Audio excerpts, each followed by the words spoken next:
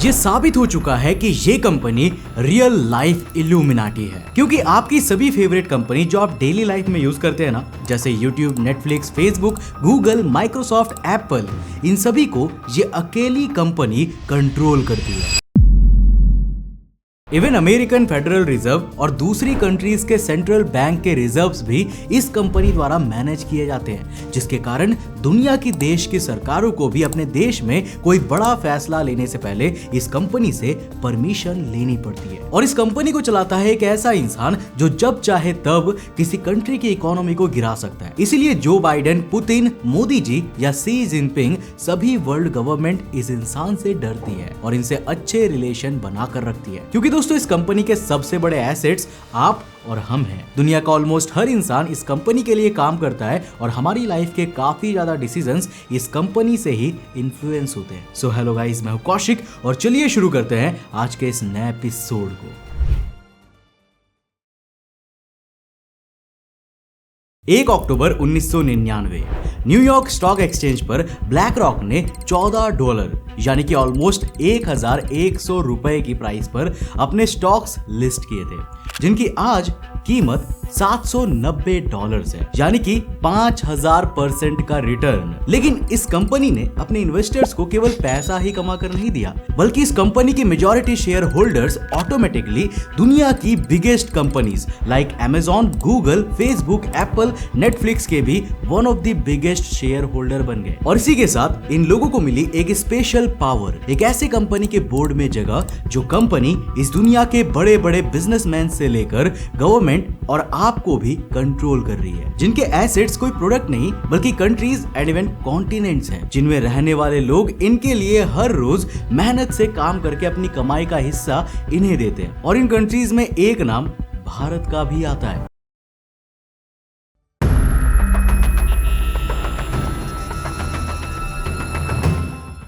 दोस्तों, black rock एक American investment firm है जो दुनिया की टोटल जीडीपी का ओवरऑल 10% यानी कि ऑलमोस्ट $10 ट्रिलियन के एसेट्स मैनेज करती है, जिनमें आम इंसान से लेकर बड़ी बड़ी कंपनीज एंड इवन कंट्रीज तक के फंड शामिल होते हैं। अब ये अकेली कंपनी भारत की सबसे बड़ी कंपनीज लाइक रिलायंस इंडस्ट्रीज से 40 गुना और टाटा ग्रुप से 30 गुना ज्यादा एसेट्स मैनेज करती है, जो इंडिया की ओवरऑल जीडीपी से 3 गुना और चाइना और अमेरिका जैसे देशों के जीडीपी का ऑलमोस्ट 50% है। और क्योंकि कई कंट्रीज के रिजर्व्स भी ब्लैक रॉक ही मैनेज करती है, इसीलिए इन कंट्री को भी कोई नीति बनाने से पहले इन्हें इन्फॉर्म करना होता है। अब अगर आप सोच रहे हो कि आपने इतनी पावरफुल कंपनी के बारे में न्यूज चैनल्स पर कभी क्यों नहीं सुना, तो मैं आपको बता दूं कि Fox, CBS, Comcast, Disney and News Corp जैसे वर्ल्ड के टॉप मीडिया आउटलेट्स में भी इनकी अच्छी खासी ओनरशिप है। एंड इंटरनेट को कंट्रोल करने वाली tech companies like Google, Microsoft, Apple, Netflix, Facebook में भी इनकी ओनरशिप है। इसलिए इन कंपनीज को भी कोई बड़ा डिसीजन लेने से पहले भी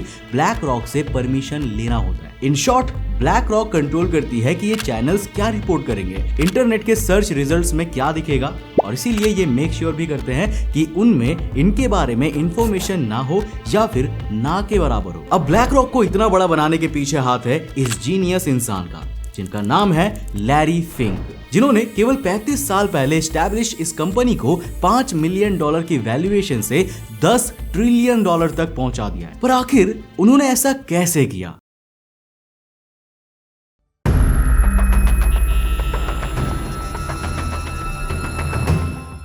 तो देखो, साल 1970s में रियल एस्टेट में पोस्ट ग्रेजुएशन के बाद लैरी फिंक ने इन्वेस्टमेंट बैंक में अपने करियर की शुरुआत की। लैरी एसेट मैनेजमेंट और मार्केट को प्रिडिक्ट करने में पहले से ही काफी बेहतर थे, जिसका उन्हें फायदा भी मिला और काफी कम समय में ही उन्होंने अपने करियर में काफी तरक्की की और बिलियंस ऑफ डॉलर के एसेट्स को मैनेज किया। अमेरिका के इन्वेस्टमेंट मार्केट में इनकी परफॉर्मेंस के चलते इनका एक बहुत अच्छा नाम बन चुका था। पर फिर उनकी जिंदगी में एक मोड़ आया। लैरी की एक गलती के चलते फर्स्ट बोस्टन इन्वेस्टमेंट बैंक को मार्केट में $90 मिलियन का लॉस हो गया। And of course, as you guessed it, Larry Fink को उनकी जॉब से निकाल दिया गया। इसके बाद उन्होंने साल 1988 में अपनी खुद की कंपनी स्टार्ट की, जिसकी फंडिंग के लिए लैरी ब्लैक स्टोन कंपनी के फाउंडर पीट पीटरसन के पास पहुंचे थे, जिन्होंने लैरी की इस कंपनी में $5 मिलियन की इन्वेस्टमेंट करी थी। अब लैरी ने अपनी इस नई कंपनी का नाम भी ब्लैक स्टोन ही रखा था, जो कंपनी केवल कुछ ही महीनों में इतनी तेजी से ग्रो हुई कि इसकी वैल्यूएशन 2.7 बिलियन डॉलर्स तक पहुंच गई। और साल 1992 में इसके सीईओ ने भी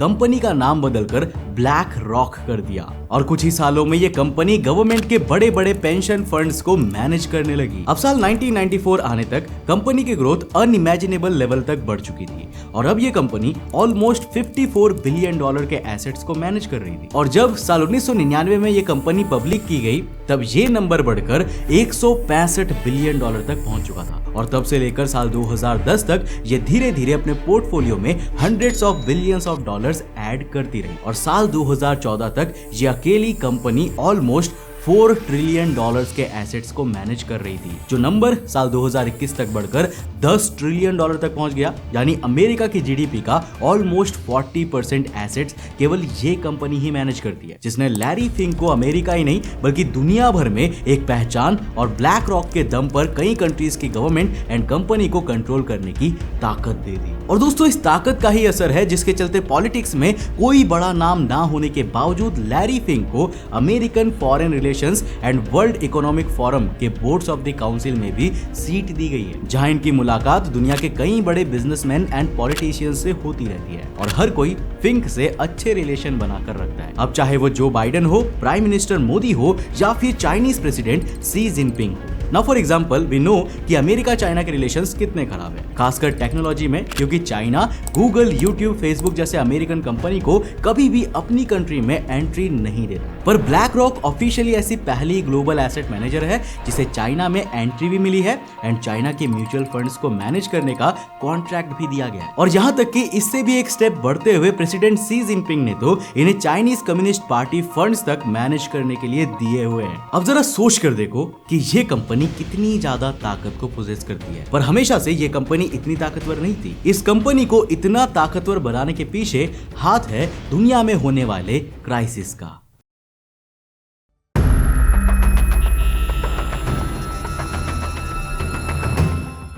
तो साल 2008 में अमेरिका में एक बड़ा हाउसिंग बबल बर्स्ट हुआ, जिसे फाइनेंशियल क्राइसिस और ग्लोबल फाइनेंशियल क्राइसिस यानी कि जीएफसी नाम दिया गया, जिसमें रातों रात कई बड़े अमेरिकन बैंक्स कोलैप्स हो गए, दुनिया भर में कई बड़ी कंपनियों के स्टॉक्स जमीन पर आ गई। लेकिन इस दौरान भी ब्लैक रॉक को कोई ज्यादा नुकसान ही नहीं हुआ। इवन इन्होंने इस क्राइसिस का बहुत फायदा उठाया और क्रैश हो चुकी कंपनी के स्टॉक्स को भारी मात्रा में खरीदना शुरू कर दिया। अब जैसे जैसे वर्ल्ड इकोनॉमी और इन कंपनीज की हालत रिकवर हुई, उसके बाद ब्लैक रॉक के भी पोजीशन तेजी से मजबूत होने लगी। इसके अलावा कोविड के दौरान साल 2018 से लेकर 2021 के बीच भी इस कंपनी को यह मौका दोबारा मिला और तब तक तो ये कंपनी इतनी बड़ी हो चुकी थी कि अब इसने और भी बड़े पैमाने पर कंपनियों में इन्वेस्ट किया और इस दौरान इन्हें अमेरिकन फेडरल रिजर्व को गिरने से बचाने के लिए अमेरिकन गवर्नमेंट की भी मदद करने का मौका मिला एंड ऑफ कोर्स इन्होंने मदद की भी, लेकिन कुछ इस तरह से कि इसमें भी ब्लैक रॉक का फायदा सबसे ज्यादा हुआ, जो हमें इनके नंबर में भी देखने को मिलता है एंड ऑल्सो इसके चलते इन पर गवर्नमेंट का और भी ट्रस्ट बढ़ा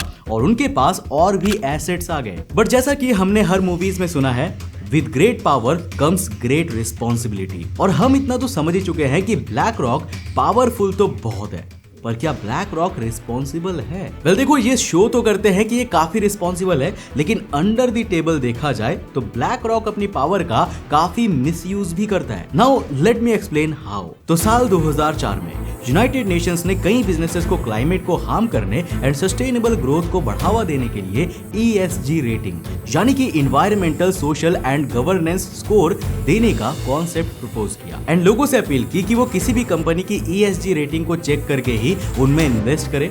पर उस समय इस पर लोगों ने ज्यादा ध्यान नहीं दिया था, लेकिन ब्लैक रॉक ने जब साल 2009 से अपनी ओर से अलग अलग कंपनी को ESG रेटिंग देना शुरू किया, तभी से दुनिया में ज्यादातर इन्वेस्टर्स ब्लैक रॉक की ESG रेटिंग पर काफी डिपेंडेंट हो गए और ब्लैक रॉक की ESG रेटिंग के हिसाब से अपने पैसों को इन्वेस्ट करने लगे। वेल, यहाँ पर आपको लगेगा कि ये तो अच्छी बात है ना, ब्लैक रॉक एनवायरमेंट प्रोटेक्ट करने वाली कंपनी को एक रेटिंग देती है और अच्छी रेटिंग वाले कंपनी में लोग ज्यादा इन्वेस्ट कर रहे हैं, राइट? लेकिन सही मायने में ये कुछ ऐसा है जैसे उल्टा चोर कोतवाल को डांटे। अच्छा, नहीं समझे?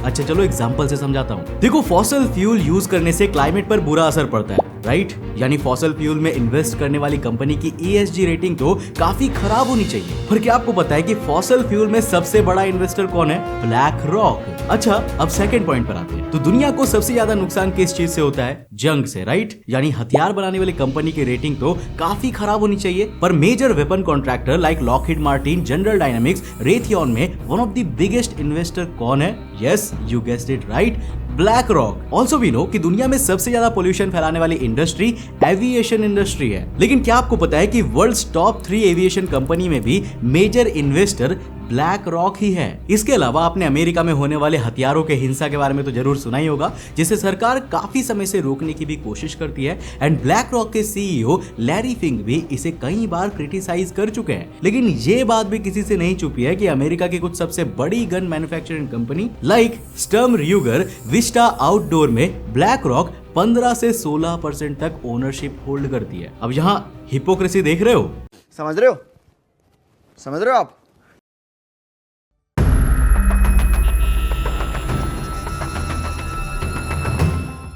ब्लैक रॉक के रेवेन्यू का सबसे बड़ा हिस्सा almost 78% investment advisory, administration fees and securities lending revenue से आता है, जिसके बाद दूसरे नंबर पर डिस्ट्रीब्यूशन फीस रेवेन्यू आता है, जहां से ये ऑलमोस्ट 8% तक अर्न करते हैं। बाकी इन्वेस्टमेंट एडवाइजरी परफॉर्मेंस फीस से 6% और टेक्नोलॉजी सर्विसेज रेवेन्यू से 7%। ब्लैक रॉक के मोस्टली एसेट्स ETF यानी एक्सचेंज ट्रेडेड फंड्स के जरिए मैनेज किए जाते हैं। अब सिंपल वर्ड्स में कहूं तो ये अपने एसेट्स को डाइवर्सिफाइड करके इन्वेस्टमेंट रिस्क काफी कम करते हैं, जिसके लिए ये किसी एक कंपनी में बड़ी अमाउंट इन्वेस्ट करने के बजाय कई अलग अलग कंपनीज के funds, stocks, commodities and other securities में भी इन्वेस्ट करते हैं। लेकिन इन्हें इन्वेस्टमेंट मार्केट में सबसे बड़ा ब्रेक थ्रू मिला टेक्नोलॉजी की मदद से। तो देखो इनके पास अलादीन नाम का एक सॉफ्टवेयर है, जिसे इस कंपनी ने साल 1998 में डेवलप किया था।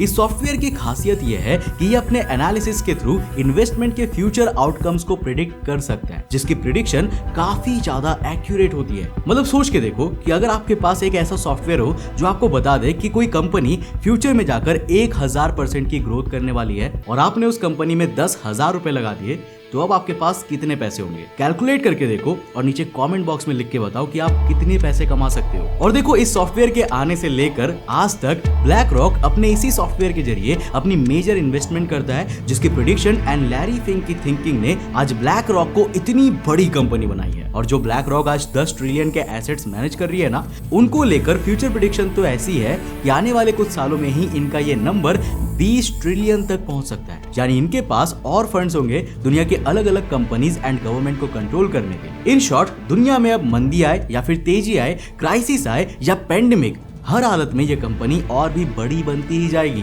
और वर्ल्ड गवर्नमेंट्स एंड हमारी लाइफ को और भी कंट्रोल करती रहेगी। अब आपको क्या लगता है, क्या कोई रास्ता है जिससे हम इस कंपनी के इन्फ्लुएंस एंड कंट्रोल से बच सके? और जरा सोच कर देखो कि अगर आपके पास ऐसी पावर आ जाए तो आप इसके साथ क्या करना चाहोगे? नीचे कमेंट सेक्शन में अपने थॉट्स लिखकर जरूर बताना। मुझे उम्मीद है कि इस वीडियो से आपने काफी कुछ नया सीखा होगा। अगर सीखा तो इस वीडियो को लाइक कर देना और अपने फ्रेंड्स और फैमिली के साथ जरूर शेयर करना। अब अगर आप नए हो चैनल पे तो इस चैनल को सब्सक्राइब कर लेना और साथ ही साथ नोटिफिकेशन बेल ऑन कर देना। आपको ये वीडियो इंटरेस्टिंग लगी तो आपको ये वाली वीडियो भी जरूर इंटरेस्टिंग लगेगी, जिसमें हमने बात किया था एक ऐसे आइलैंड के बारे में जहां पर आपका जाना बिल्कुल मना है, और अगर कोई भूले भटके भी यहाँ चला गया तो जिंदा कभी वापस नहीं आता। आखिर इस आइलैंड में ऐसा क्या छिपा है और यहाँ पर जाना मना क्यों है? यहाँ पर टैप करो, इस वीडियो को जाकर देखो, बहुत ही इंटरेस्टिंग है। मैं मिलता हूं आपको नेक्स्ट एपिसोड के साथ, तब तक के लिए बाय, जय हिंद।